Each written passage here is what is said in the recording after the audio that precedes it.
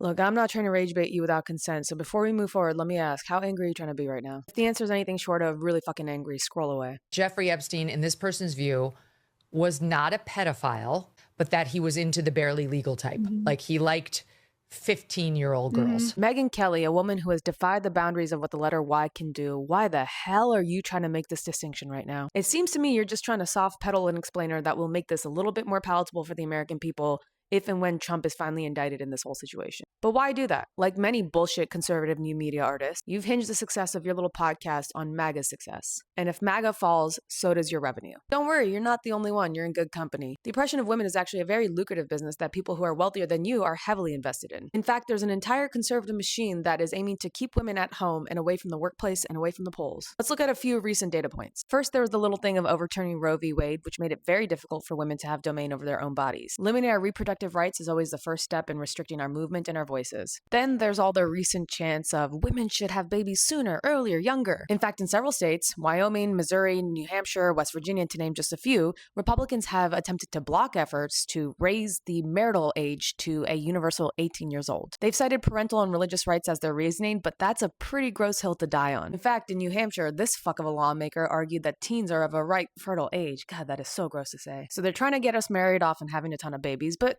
they still want us in the workplace, right? No, absolutely wrong. In fact, the New York Times had this heinous opinion that came out a few weeks ago that got completely torn apart on this app. The conversational window has moved so far that the New York Times is now entertaining ideas that women ruin the workplace. Okay, but what about voting? Of course they want us to vote. There's the 19th Amendment. They love the Constitution, except for that one amendment. After Mamdani won, there have been renewed chants to repeal the 19th. In fact, all of this other stuff about us having babies and getting married younger seems like it's now just a convenient way to tell us, hey, you can't be voting and working because your role and the importance of you as a woman is to be at home making babies. And now we come to how that is a lucrative idea. Well, in 2009, billionaire and man who probably owns many, many bunkers, Peter Thiel, wrote an essay in which he said that the women's suffrage movement actually makes capitalist politics less feasible. That's probably because women support more social safety nets and policies that empower everybody. But yeah, we know that there have been gender gaps in every presidential election dating back to 1980. Taken all together, the picture that begins to emerge is some billionaires who view women as a threat to unfettered capitalism.